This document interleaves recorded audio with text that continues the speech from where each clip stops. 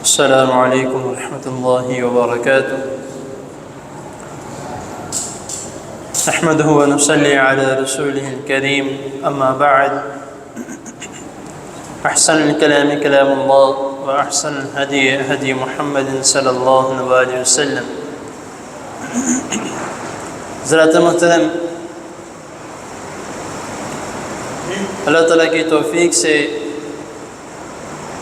جنازے اور موت کے احکام و مسائل آپ کے سامنے اختصار کے ساتھ بیان کیے جا رہے ہیں۔ قرض ایک بہت بڑی آزمائش ہے، اتنی بڑی آزمائش ہے کہ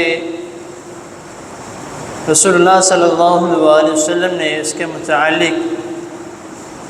کئی باتیں بیان کی ہیں کہ جو شخص قرض لے لیتا ہے اس کے اوپر کون کون سے دباؤ آتے ہیں، کون کون سی مشکلات آتی ہیں، کن کن چیزوں میں یا کن کن مشکلات میں وہ پڑ جاتا ہے۔ تو اگر کوئی شخص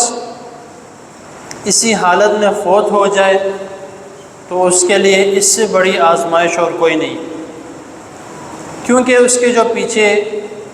وارث ہیں کوئی علم نہیں کہ وہ اس کے اس قرض کو اٹھاتے ہیں یا نہیں اٹھاتے، کیونکہ رسول اللہ صلی اللہ علیہ وسلم نے فرمایا، حضرت ابو ہریرہ رضی اللہ تعالی عنہ بیان کرتے ہیں کہ نبی کریم صلی اللہ علیہ وسلم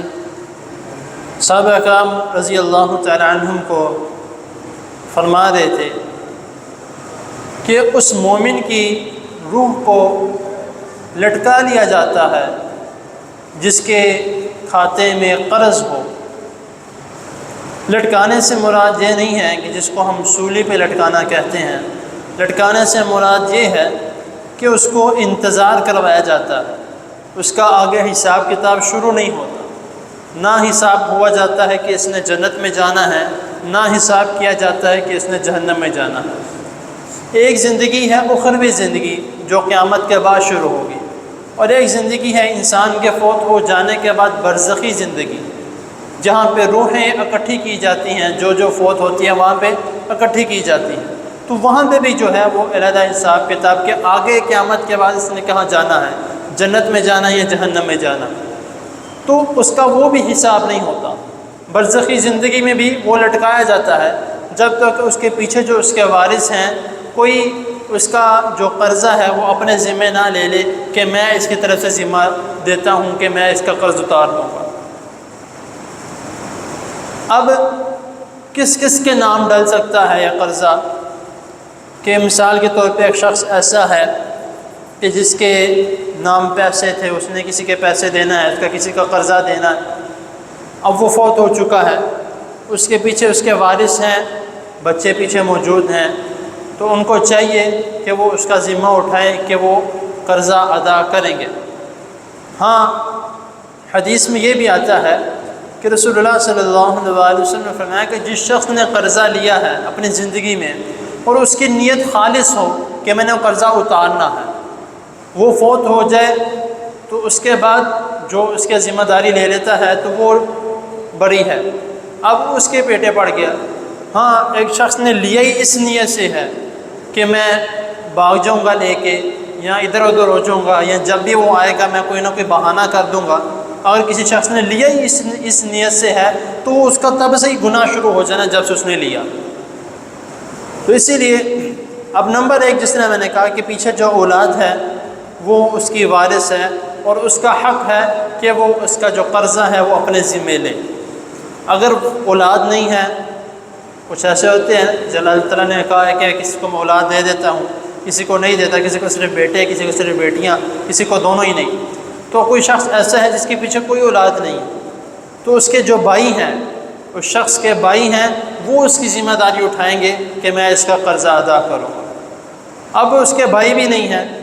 تو اس کے جو رشتہ دار ہے، خونی رشتہ دار،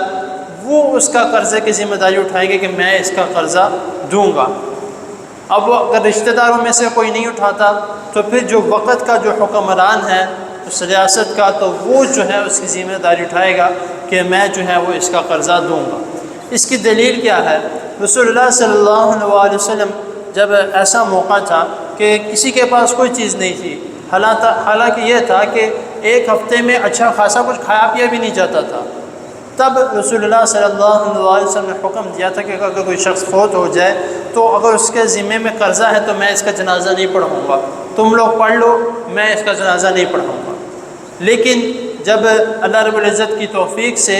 رسول اللہ صلی اللہ علیہ وسلم مال غنیمت اکٹھا ہوا، بیت المال میں جمع ہونا شروع ہو گیا، اس وقت رسول اللہ صلی اللہ علیہ وسلم اس شخص کا قرضہ اپنے ذمے لے لیتے تھے جس کے پلے کچھ نہیں ہوتا تھا، یعنی کہ نہ رشتہ دار ہے، نہ اس کا کوئی بھائی ہے، نہ اس کی کوئی اولاد ہے جو اپنے ذمے لے سکے۔ تو رسول اللہ صلی اللہ علیہ وسلم حکم دیتے تھے کہ اس کا جنازہ میں پڑھاؤں گا اور اس کا قرضہ جو ہے وہ بیت المال میں سے دیا جائے گا۔